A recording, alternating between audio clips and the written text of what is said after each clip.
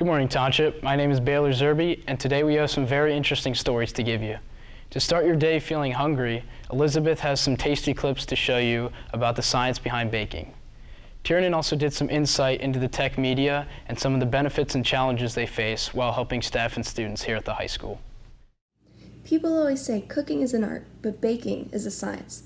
But what does that really mean? Well, fear not, because the teachers of Township have got you covered. I think the best way to think about that is there's a little more freedom in cooking where you can decide whether you want to edit the ingredients based on personal preferences or even health needs. Whereas baking is the best way to think of that is like an experiment where you're hoping that you will have a foreseen outcome based on what you put together. So I would say that both are sciences. I think the reason people say this, though, is because when you're cooking, you can vary the amounts of your ingredients a lot and you still wind up with food. Sure, it may taste different, but it is going to be edible. If you're baking and you mess with the ingredients too much, you wind up with something that's really not all that fun to eat. But where exactly is all this science involved? To answer this, we can look at a simple vanilla cake.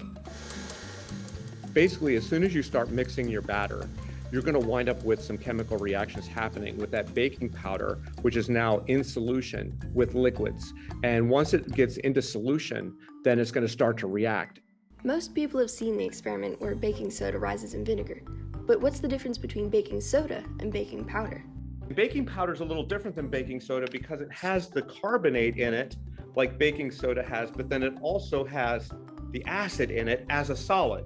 So you're not adding it to vinegar this time. This is just water here in the speaker. And when I put just the baking powder in water, you can see that there's some gas being produced right now. Essentially, baking powder plus liquid equals air bubbles. It's kind of like blowing up a balloon, fills up the flour as it expands. And so that's what causes the nice fluffy texture. This is really important because people usually don't like to eat stuff that's, really hard and dense. We want it fluffy. That's the basic chemistry, but all the ingredients have a special purpose. Obviously, sugar, people think of that as the flavoring, but actually sugar has a lot to do with the moisture of the cake. And sugar also aids in the browning process, so it helps you to the caramelization. You start to smell the doneness, and you're like, that's an indicator that it's done, but that's the sugar caramelizing. At about 140 degrees Celsius, a series of reactions called the Maillard reactions begin, and they cause browning. Like when you toast bread, that's the Maillard reaction as well. The last step is the one that you really don't want to occur, and that is pyrolysis. When pyrolysis occurs, you're now burning your cake. You've gone too far. You're going to wind up with carbon. You're going to wind up with soot, and that's not food. This is probably the best thing for anyone to try to bake. You have to remember that as soon as you take that thing out of this 350, 425 degree box that it's been in for half an hour or more, it is not going to immediately stop cooking. So people often wait to take the food that they're baking out of the oven when it looks done, when really you should take it out just before it looks done and let it finish cooking on the tray. So to summarize, you're mixing things and then things are separating and then different chemistry is happening to change the molecules into things that are tasty. This is Elizabeth Wicht with Blue Streak News. We all rely on technology here at Township, but the people that make it all tick often work in the shadows. Today, we're going to meet a few of the Techmedia staff that work behind the scenes, who they are, how they got into IT, and what they do. I rely on Techmedia to help me troubleshoot teachers. I take troubleshooting opportunities as ways to get into the classroom and help them create instructional strategies to help assist them in any way, get things to be more efficient for them. But I need Techmedia to help me learn the technology. I am not a tech specialist. I'm a teacher first.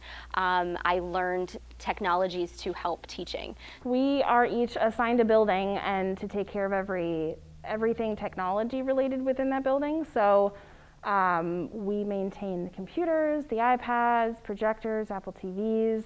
I went to college for television production. So out of college I started working for Apple. I was mostly interested in video editing. and using Final Cut Pro. So I worked for Apple for 8 years. When I was at Apple, the majority of the time I was a trainer, I was teaching sessions, and I really got to build relationships with them, see them progress over time, coming in not really knowing much, and then some people leaving having written an entire book. Getting a little older, getting married and having kids, I wanted to be able to have a Monday through Friday job. Part of what I also loved at Apple was working with kids. We'd have field trips come in and camps. So I started really looking into the local districts and seeing what was out there, and that's what led me to Township. The main responsibilities that I have are, number one, charting like long-term projects.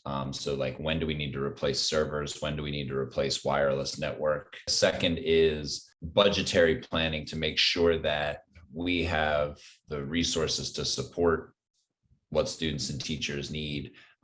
Whether it's, making sure that, hey, enrollment is growing, so we need to buy more iPads. Prior to the start of last school year, so the summer of 2019 is when I began here at Township. So I've been a director of technology for going on close to 13 to 14 years at this point. My name is Nathan Palm. I'm the systems administrator here at Manheim Township. My job is basically to maintain our school district's data center, the servers that we have in there, and then I also manage the system that manages all of our Mac fleet and our iPad fleet. So that system is Jamf, so I'm the Jamf administrator. I got into computers because when I was in middle school, back in the 90s, my parents got a computer and I broke it. Said, if you broke it, you got to fix it. So it was sort of trial by fire. Since then, I went to college. I spent a 5-year stint working at Apple at the local retail store as a Genius Bar technician, taking apart computers. And then I've been here at the school district for 4 years. So there's not usually a regular work day. Every day is a little bit different. But I would say the first thing I do every day is usually come in and see what tickets are open. We have a ticketing system to track everything that's going on. This year we have an iPad refresh, preparing for presentations to the board, getting quotes, coming up with what's that process going to look like to collect all the old ones back and get the new ones out. When teachers request new apps for students to use, I purchase those apps and distribute them to whatever grades they're assigned to.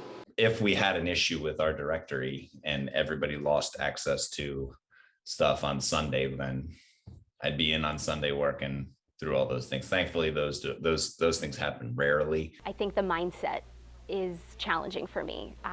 Trying to change teacher mindset around technology.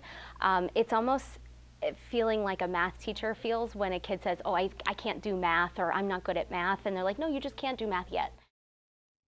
In part 2, we'll take an in-depth look at the offices, equipment, and plans the staff has for the future. I'm Tiernan Barber. Thank you for watching. Thank you so much for watching Township. Be sure to check us out on YouTube and at BSN Online. Have a great day.